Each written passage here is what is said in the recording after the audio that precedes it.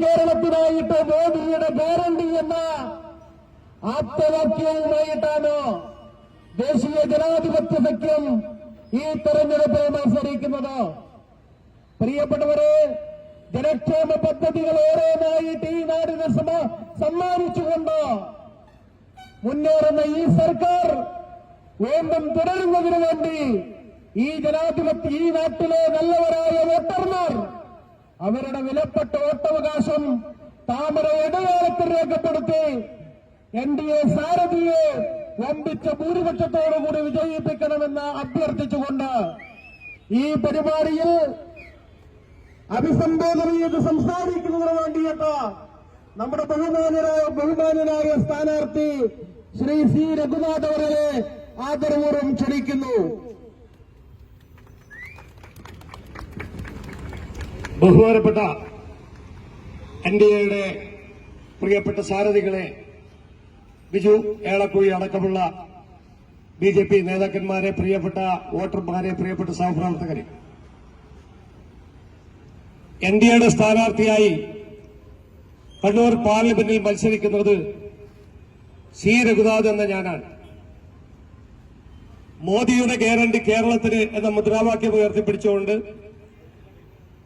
ഇന്ത്യയിൽ ഒരു ഹാട്രിക് ഭരണത്തിന് തിരഞ്ഞെടുപ്പിനെ നേരിടുന്ന മോഡിജിയുടെ കരങ്ങൾക്ക് ശക്തി പകരാൻ കേരളത്തിലെ ഇടത് വലത് രാഷ്ട്രീയ കക്ഷികളുടെ തട്ടിപ്പ് നയങ്ങളെ ജനങ്ങളുടെ ഇടയിൽ തുറന്നു കാണിച്ച് ഈ രണ്ടുപേരും ഒരേ നാണയത്തിന് രണ്ടു വശങ്ങളാണെന്ന് ഈ രാജ്യത്തെ ജനങ്ങളോട് പറഞ്ഞുകൊണ്ട് ഇന്ത്യൻ പാർലമെന്റിൽ കേരളത്തിന്റെ സമഗ്രമായ വികസനത്തിനു വേണ്ടി നിങ്ങളുടെ വോട്ട് നേടി വിജയിച്ച് മുന്നോട്ട് പോകാൻ നിങ്ങൾ സഹായിക്കണമെന്ന് ഞാൻ അഭ്യർത്ഥിക്കുകയാണ്.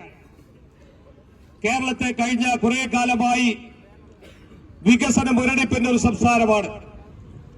ആ വികസന മുരടിപ്പിന് കാരണക്കാരായ ഇടതുപക്ഷവും കോൺഗ്രസിന്റെ മന്ത്രിസഭയും ഒക്കെ തന്നെ കേരളത്തിലെ ജനങ്ങളെ കണ്ണിൽ പൊടിയിട്ടുകൊണ്ട് ഇവിടെ തെരഞ്ഞെടുപ്പിനെ നേരിടുകയാണ്.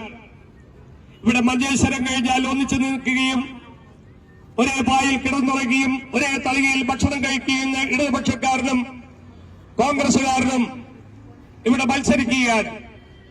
ഇന്ത്യൻ പാർലമെന്റിലേക്ക് കടന്നുപോയാൽ ഒരു നിമിഷം പോലും കേരളത്തിന്റെ വിഷയങ്ങളെക്കുറിച്ച് സംസാരിക്കാതെ മുഴുവൻ സമയം പാർലമെന്റ് ബഹിഷ്കരിച്ചുകൊണ്ട് സമരാഭാസങ്ങളുമായി മുന്നോട്ട് പോകുന്ന ഈ മുന്നണികളെ തിരിച്ചറിഞ്ഞുകൊണ്ട് മോഡിജിയുടെ കരങ്ങൾക്ക് ശക്തി പകരാൻ, കേരളത്തിന്റെ സമഗ്രമായ വികസനത്തിനു വേണ്ടി പോരാടാൻ നിങ്ങൾ ഒരുവനായി ഞാനുണ്ടാകും എന്ന് ഞാൻ നിങ്ങൾക്ക് ഉറപ്പ് നൽകുകയാണ്. കക്ഷി രാഷ്ട്രീയത്തിനപ്പുറമായി ചിന്തിക്കാൻ, കേരളത്തിന്റെ വികസനത്തിനു വേണ്ടി പോരാടാൻ നിങ്ങൾ ഒരാളായി 24 മണിക്കൂറും നിങ്ങളുടെ ഇടയിൽ പ്രവർത്തിക്കാൻ ഞാനുണ്ടാകും. ഒരു MP എന്ന നിലയിൽ നിങ്ങൾ എന്നെ വിജയിപ്പിക്കുകയാണെങ്കിൽ നിങ്ങളുടെ പ്രതീക്ഷയ്ക്കൊത്ത് ഉയരുവാൻ, നിങ്ങളിൽ ഒരാൾ പോലും നിരാശാകാതെ മുന്നോട്ട് പോകാൻ ഞാൻ നിങ്ങളോടൊപ്പം ഉണ്ടാകുമെന്ന് ഞാൻ ഉറപ്പ് നൽകുകയാണ്. ഇത് രാഷ്ട്രീയക്കാരന്റെ പോയിവാക്കായി നിങ്ങൾ കണക്കിലെടുക്കേണ്ട.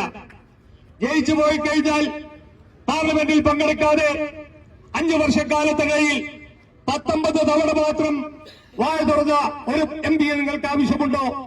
അല്ലെങ്കിൽ ഒന്നും സംസാരിക്കാതെ 5 വർഷക്കാലവും വികസനത്തെക്കുറിച്ച് സംസാരിക്കാതെ ഈ നാട്ടിലെ വികസനത്തിന്റെ സ്വപ്നം കാണാതെ മുന്നോട്ട് പോയ പഴയകാലത്തെ MPമാരെ നിങ്ങൾക്ക് ആവശ്യമുണ്ടോ എന്ന് നിങ്ങൾ ചിന്തിക്കുക. ഞാൻ ഒന്ന് മാത്രം പറഞ്ഞ് അവസാനിപ്പിക്കുന്നു. നിങ്ങളെ ആരെയും വിറ്റുകൊണ്ട് ഞാനിവിടെ ജീവിക്കില്ല. കക്ഷി രാഷ്ട്രീയത്തിനപ്പുറം നിങ്ങൾ എനിക്ക് നൽകുന്ന വിശ്വാസം കറപുകരാതെ എന്റെ ജീവിതത്തിൽ സത്യസന്ധത പുലർത്തിക്കൊണ്ട് ഞാൻ നിങ്ങളോടൊപ്പം ഉണ്ടാകുമെന്ന് മാത്രം പറയുകയാണ്. നിങ്ങളെ ആരെയും ഞാൻ വിറ്റുകൊണ്ട് രാഷ്ട്രീയ പ്രവർത്തനം നടത്തില്ല എന്ന് മാത്രം സൂചിപ്പിക്കുന്നു. എനിക്ക് സമയമുണ്ടോ നിങ്ങളോടൊപ്പം പ്രവർത്തിക്കാൻ? സമയമില്ലാത്ത ആളുകളെ മാറ്റി നിർത്താൻ നിങ്ങൾ തയ്യാറാകണം. ഉത്തരേന്ത്യൻ സംസ്ഥാനങ്ങളിൽ പോയി സംസാരിക്കാൻ കഴിയാത്തവരെ മാറ്റി നിർത്താൻ നിങ്ങൾക്ക് സാധിക്കണം.